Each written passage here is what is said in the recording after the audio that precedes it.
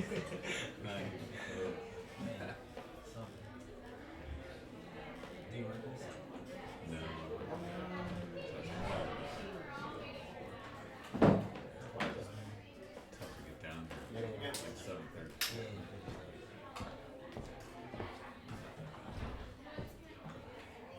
It's good in downtown, so I parked there, so it wasn't bad. It's not bad getting back there. But bands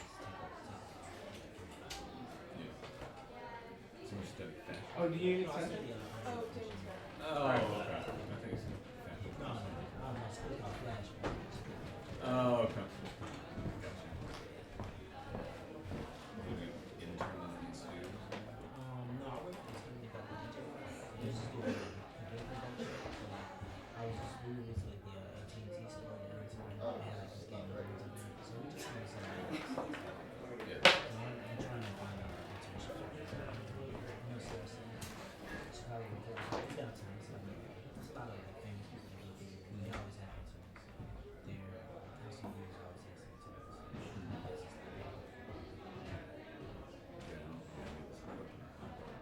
Yeah, this I know like Well, yeah, I'm talking about. oh this yeah.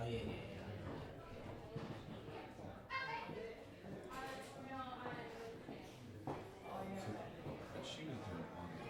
Was he doing the visual? I guess she was doing the digital.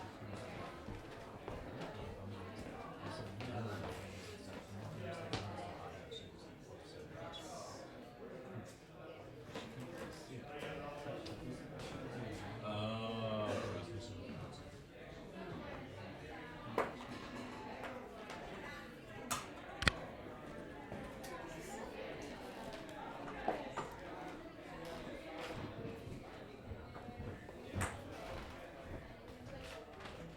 Yeah, that's good.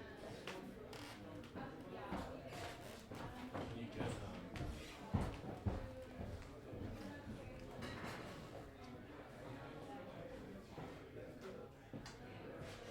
yeah, well, I'm not sure. Maybe not on. Yeah, I think I might be able to just scoot this over a little.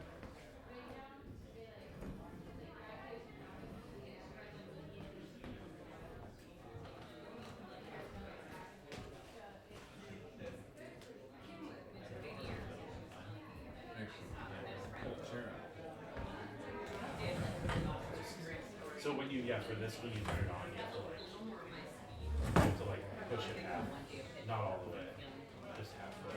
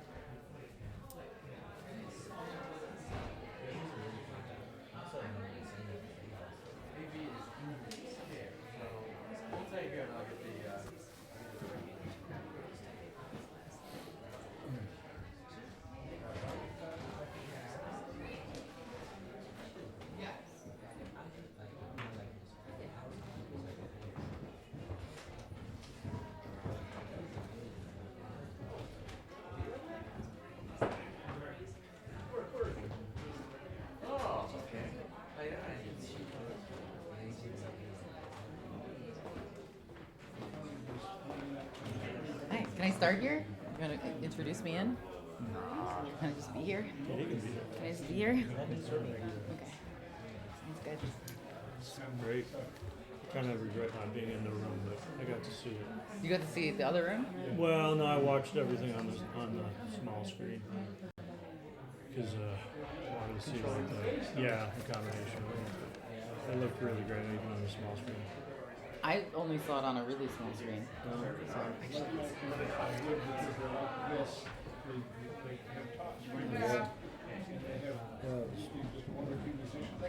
Really successful. I like it. Yeah, I'm excited to see where this one goes. Mm-hmm. You start a project like this and then keep kind of refining it and developing it. Yeah. Like the components stay consistent on some level.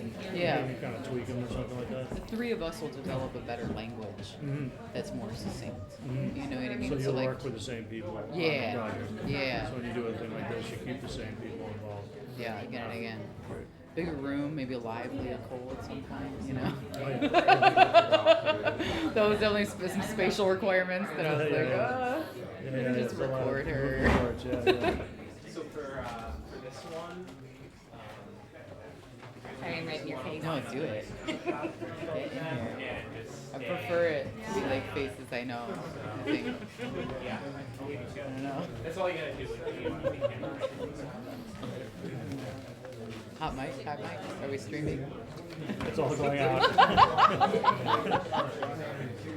Like that documentary where you have all the politicians Yeah. with their off mic and just talk. I love a good hot mic. I would leave slightly less after maybe something like that. But I mean, like, it's a very marginal difference that you can do with this.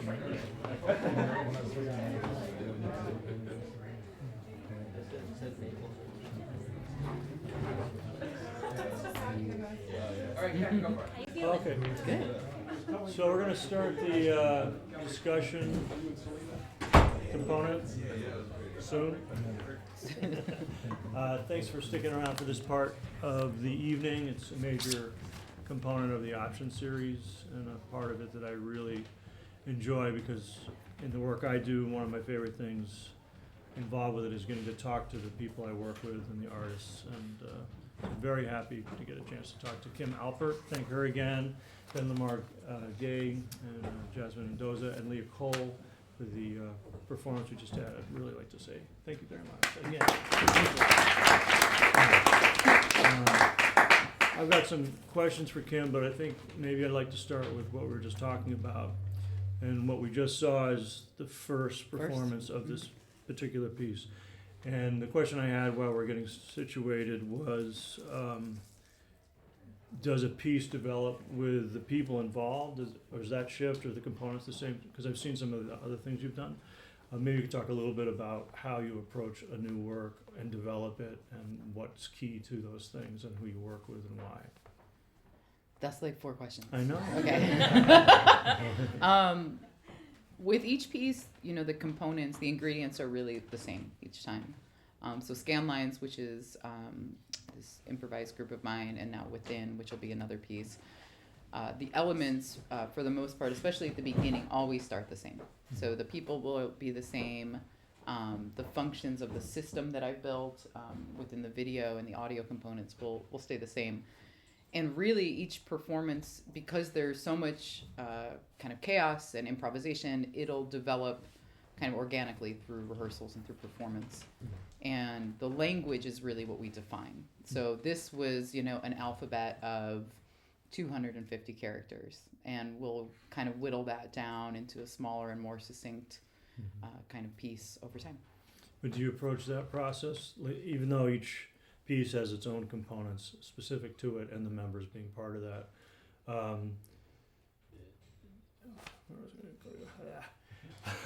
I think I know where you're going. Yeah, thank you, 'cause The process is the same. Yeah, at least for the me. developmental process. Yeah, because when for me, because I'm not a dancer and I'm not a musician, though I like to make music and I definitely like to dance.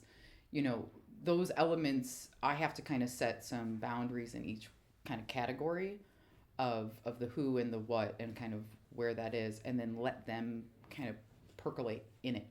And then it kind of grows into its own thing. And then once it feels like it's mature, we'll consider adding some other elements, you know, and things like that. Like Scanlines is about a year and change.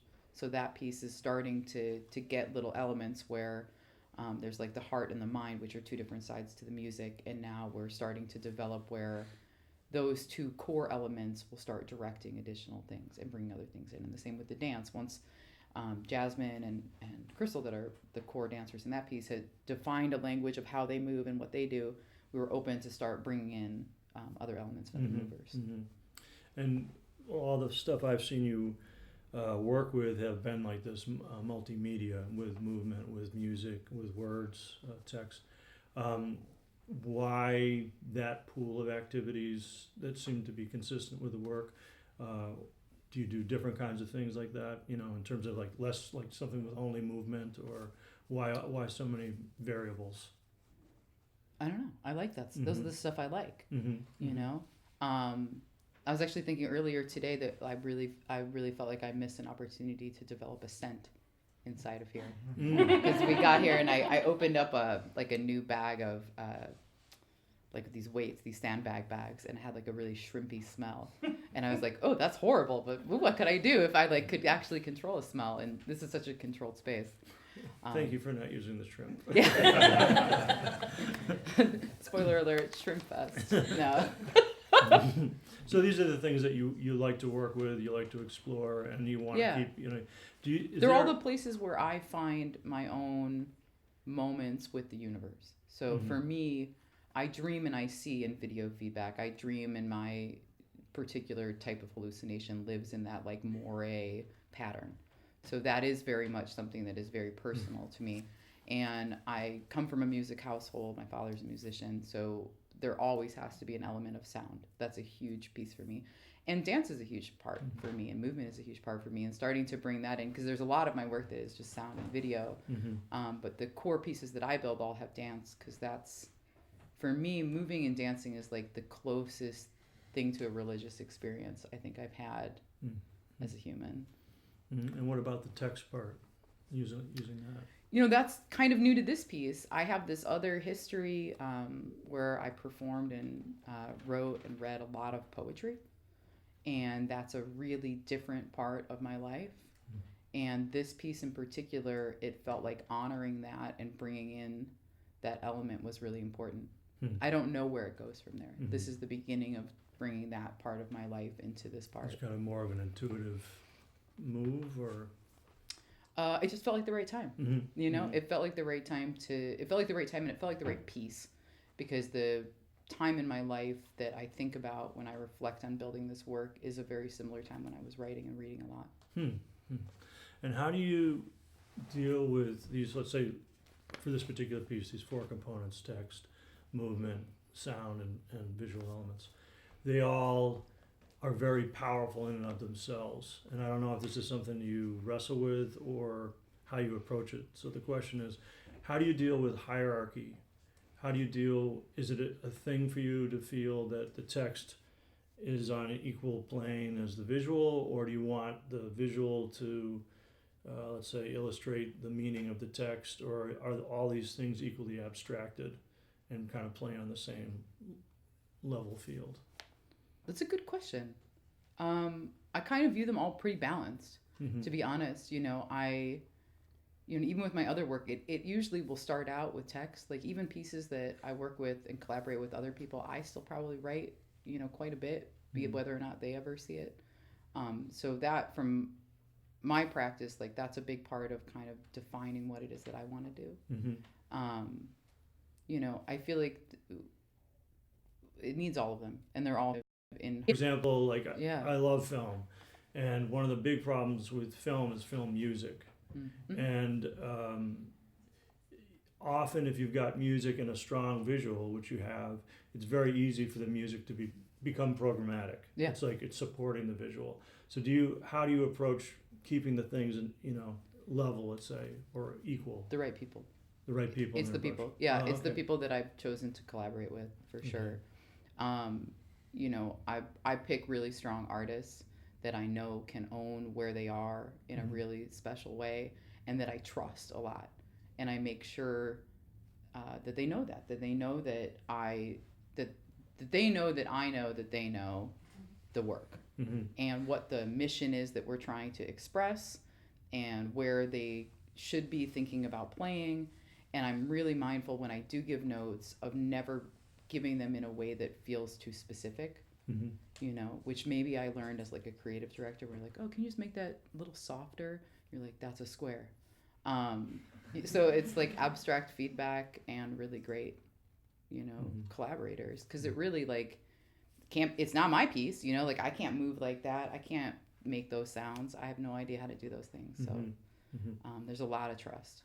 And so that's, I'm assuming, why it's so key that the same people are involved in the piece from the start, and as it develops, it's about those people, not that Ben's working with electronics, let's say. It's not the electronics, it's that Ben LaMar Gay is the person doing 100%. that, and Jasmine as well, and Leah as well. Yeah, 100%. It's pretty irreplaceable, and I've learned that in my practice staging works with different people and things like that, and I really feel when certain elements aren't there.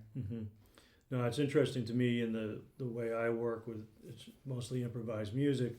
A friend of mine, Paul Nilsson Love, talks about the process of putting a group together, that's the compositional part. That you can make the argument that improvisational music is also composed music, but that's a sort of tangent to the idea that who's in the band defines very much on a compositional level what will occur or possibly occur. Yeah. And that's similar to what you're talking about. Absolutely. Like they've got their set things that are kind of in their toolbox of what they're going to do. And that's the stuff. And then it becomes exciting to see where that goes. Yeah. Like how you change that, or as the thing develops where it shifts to a place you never imagined before. And if I'm understanding you correctly, when things become sort of solidified, not codified, but solidified, then you maybe can bring in other elements to what's there, like the piece of scan lines you were talking about. So then, okay, we understand where we are right now. Let's see what happens if we bring in another component to what's in the mix to change it, maybe throw it around. But it's a very almost a step-by-step process in a sense, yeah. Yeah, and especially, you know, it's kind of like each totem has its own leader, you know. So I think with Scanlines in particular, we're talking about a staging potentially later this summer. And with that one, you know, when we bring in new musicians, it's not going to be one-to-one where, like, I'm going to be working with them the same way that, like, I worked with Anton Hatwish and Paul G. Lorenzo. Like, those guys, like, they lead the sound. They know it, you know. Like, I know when I say to Paul, like, oh, it should sound more like you're thinking about this. Like, he can translate that. So if there's, you know, other musicians that are coming in, that's kind of his domain now. You know, I want him to own it. And the same thing with Jasmine. We were in New Orleans and we had other dancers. You know, that's her domain, and she knows how Scanline moves, so she's gonna give those notes. And that's important to me because I can't keep track of that many people. You know, and you gotta work with people who are experts at what they do. You know, and like there's definitely. I can have really great concepts, but I'm not going to have the language for certain nuance that they're going to have. And they can carry those ideas across to a larger pool. Speaking of New Orleans, I was down there when you were for the Instigation Festival, which was a good time. And I think it returns to Chicago in early September, so definitely check that out when that takes place in the fall. But you mentioned a book to me, which I haven't had time to start reading because I haven't had the time. But I wanted to ask about it because you were very pointed about this book is amazing and you've got to read it. And like we parted ways and I had to write it down immediately. And anyway, it's called Significance of, sorry. I wanted to know about the significance. I can't see very well. The book is called Surfaces and Essences. Oh, yeah. Analogy as the Fuel and Fire of Thinking by Douglas Hofstede. Yeah. And I wanted to ask you why that was, like, why you wanted to tell me that, like, that this is amazing and why it's amazing. Well, we were talking about analogy, and that's really funny because, like, we talked about analogy, and then I was in Amsterdam a few weeks later, and someone else brought up using analogy to create understanding. And it's one of those books that it illustrates that point really, really well of the way that we play with language and the way that we have context to the words that we use that the listener also has. So when I say things, and it's so poetic, and Hofstadter is just such an incredible writer and is amazing, and will hopefully come and see my weird feedback shows at some point because he's such an inspiration to me. But it's that whole, it really goes deep in the whole concept of like when I say it was a beautiful day, it was warm enough, I enjoyed the sun on my face. Like that means to me what it means to me. But what it means to you is something completely different. But if I were to create like a deeper analogy of like, the sun was on my face, like grabbing a hot cup of coffee early in the morning when my hand didn't expect it. I've created this longer, really specific analogy, and we can get closer on actually thinking the same thing. To mutual understanding. And it talks a lot about that fallacy of language and about using analogous forms just, beyond just language and understanding, but really to create understanding unilaterally people. And does that those principles and that idea, does that play in your work in a direct way, or is it more just something you're cognizant of? Yeah, no, I think it's pretty direct. I mean, he's been such a huge influence on me. His work about feedback loops and that analogy to the soul has been like literally finding like a seeing stone or something that was like, oh wow, the thoughts that I have, someone else has had these thoughts. But yeah, it definitely does, because the work that I make is really, it's about understanding. For me, I don't always, nobody gets the chance to like really be vulnerable and like say all their like gooey, sad, weird parts a lot of times, because it's just not really an appropriate thing to be going around talking about, right? So my art practice is where I really get into making work about those things, and that is my analogy for those things, of how they felt and what I thought about them, and a lot of times it's stuff that I'm still working through. So this is my analogous form. This is my therapy, where I try to find understanding with people, and hopefully 1 out of 100 people will see this and be like, oh yeah, I felt this way with my body. And then when I heard that piece that was like, they have to cut it out of you, like that resonated with me because of X, Y, and Z. And then we start a conversation and we get to have this really interesting moment. So yeah. Fantastic. I have one last question, and if it's okay with you, maybe turn it over to I'm fascinated by the ongoing struggle for creative people, particularly in the arts, to survive, in terms of doing what they do, making enough money to continue to do what they do. And I wanted to find out, because I know you do consulting work and connected to technology and design and organization. How does that interface with your artistic practice? If it does, how do you juggle those two things as an individual, making time for your artwork while still trying to pay bills? If you don't mind talking about that. It's not too personal. No, it's not too personal, and it's hard, It's super duper hard. I'm really at the surface face value of that. I consult, and I've worked in marketing, and I've been really fortunate that I've done fairly well in advertising and marketing and design, which can be really financially stable to work in, but then time. So working for myself for the past few years, I've been able to really buy back my time, and command, at least try to command the same weight while working less, doing commercial work. And I'm really lucky that, I learned the tools in my communication and commercial practice to develop really great materials to help, sell ideas forward. And that translates into my art practice. I have a piece later this week at the Garfield Park Conservatory. And in preparation for that, I'm able to like go in and make crappy renderings and, make a presentation to like stage out the ideas of some fairly complicated and weird things that I want to do. And people can look at it and like actually get it and then pay for it. So I feel very lucky that I have that support of how to do that. And I do that a lot in the training and consulting for other artists and stuff like that, of how do you put together an idea like that, put together a proposal. Yeah, because paying bills, we all have to do that. It's real, yeah, totally. It's real. And, well, thank you for answering my questions. Is any questions from the audience you want to ask him about her work? Yeah. First of all, thank you so much. That was an incredible piece. Oh, thank you. And I'm new to your work. I was invited by a very smart friend of mine. But I'm just, I don't know if it's like remedial, but I don't know at all how that works. It's not. And I would love to learn. Cool. Me too. No. So my been really hard, and video synthesis for me has been unlocking like a whole other world. It was like I leveled up at Mario, and all of a sudden, you know, I've been playing with my little mixer and mixing with feedback and found footage for about 15 years, and then when I started to understand how I could really disrupt the video signal and kind of insert myself into that process, it was just like an ignition moment. I did the residency at Signal Culture, which has all of the experimental television station equipment and original video synthesis equipment, a couple years ago. And that was where I really learned how to use that. And, you know, I'm not an electrical engineer, so there's definitely still a lot of like climbing around with a blindfold on for me.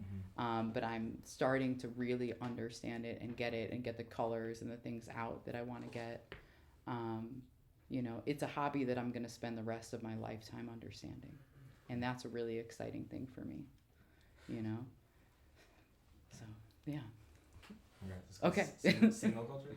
Signal Culture, yeah. They're super great.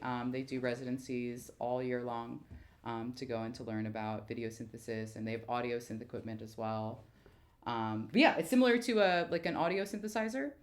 The signal for video is much smaller. So the signal itself is plus minus 1 is a 2-volt signal instead of plus minus 5. It's much bigger, so it's much smaller. And one of my first jobs as a professional out of college was as a VTR operator, which is a video tape relay operator at Leo Burnett in their core department.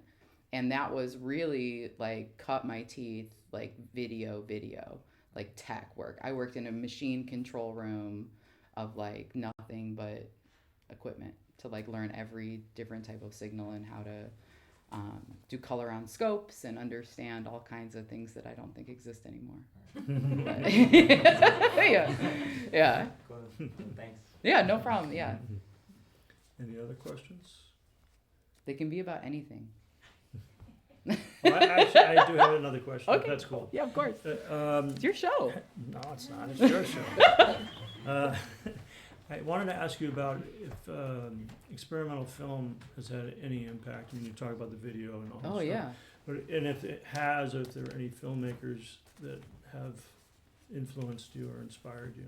Oh, yeah. I mean, so much. I mean, like, there's all, like, the classic, like, Namjoon Paik and Bill Viola, like, all the classic, like, big video installation stuff. You know, but in really specific ways. Like, Namjoon Paik's work, for me, it's beautiful and I love it, and the sculpture is so similar to some of the objects that I build. But the magnetics was when I was, like, next, like, and just, like, watching kind of some of the stuff. He has these pieces that are use magnets to disrupt a cathode ray tube and distort different video, and they're really, really interesting. And it gets into that world of practical effects, which for me is really exciting. So in my studio practice right now, I'm building a lot of custom-made kaleidoscopes and things like that to be able to run video signals through and then regenerate that back into itself and that kind of stuff. But really, you know, when it comes to experimental film, it's more, it lights my brain on fire from, you know, I make experimental films that are like standalone in a theater films as well. Jan Svankmajer is like one of my tile. I would love to use your LED tiles in all my installations. But yeah, that's it. There's no great mystery of that at all. It's just immersive. Just say it was immersive. It was immersive, yeah. It's just to get you closer. Yeah, no, it's just how far it has to be. The projector's back here. Yeah. That was a good one though. I like it. Yeah. Go ahead. Maybe another basic question, but Not at all. in terms of what we were hearing, Yeah. Can you explain a little bit like where Ben fits into this, and was it like Nothing on this table makes any sound.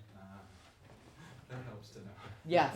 So that's an important distinction. And you know, it's not a remedial question, and it's something I have literally had some of the smartest video people in the world tell me that this doesn't exist and that I'm wrong.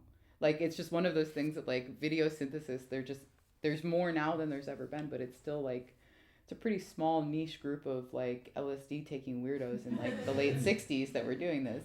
And now, you know, in the past, just handful of years with LZX and Brown Shoes, there's been like a reinsurgence with Dave Jones coming out with modules. Finally, you know, there's more and more people that are interested in this practice of creating things that have electricity and getting into psychedelia in a more productive way, maybe this time around.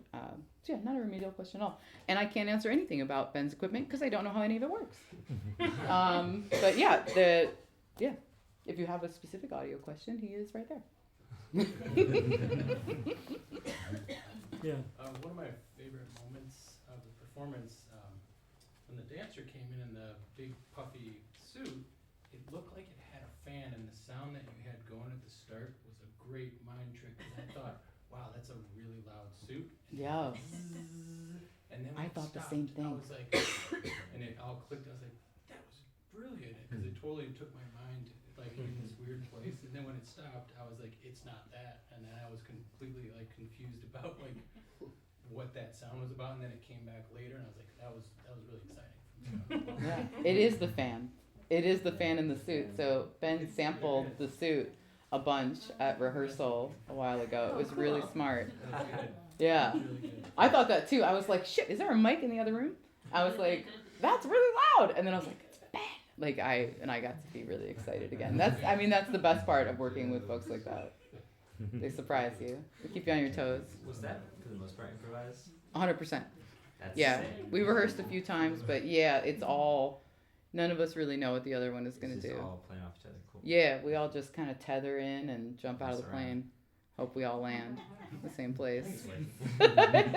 Yeah. Was the costume or the dancer concept your idea, or did the dancers bring that to the? It was performance? mine. Yeah, so the piece that, Within, which is the name of the poem that Ben recorded me reading, is about living with body dysmorphia. So the suit for me is just very clean, being a size that you're not, seeing yourself in a way that you're not, and then playing with the luminance mapping and feedback of her on the black background in the white suit, and then having her deflate and start kind of feeling what her true self feels like, especially for me inside this piece. And you know, really there's like this thesis in my life where I feel like I spent the first long period of my life living with my body, and in the past few years I got sick, and there's been a lot of discussion on surgeries and things like that, and now I feel like I had to really learn how to live inside my body. And I couldn't live inside my body and not see my body the same way at the same time. Those two things couldn't live in my brain together. So I had to really kind of like own up to how bad it was. And I came to Jasmine with this idea of putting her in the suit. And then we just bought a suit. And then we just went and we're like, okay, well, where do we get an inflatable suit? And where do we get one that we can deflate quickly? And yeah, we kind of spiraled out of control from there. That's great. Yeah. All right, I'm gonna let you enjoy the rest of your evening. Okay, that sounds Kim good. Alpert, everybody. Thank you. Thank you so much. Who's next? Hey Tim, who's next?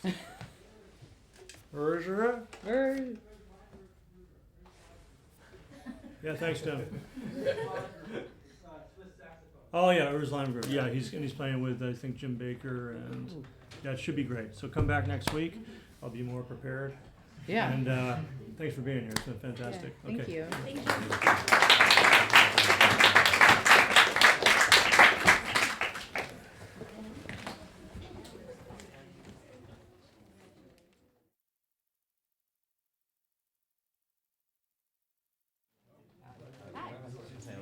Oh, yeah. I was like, Thank really you. meeting you. It was really awesome. Awesome. I'm so happy you like it. Yeah, it was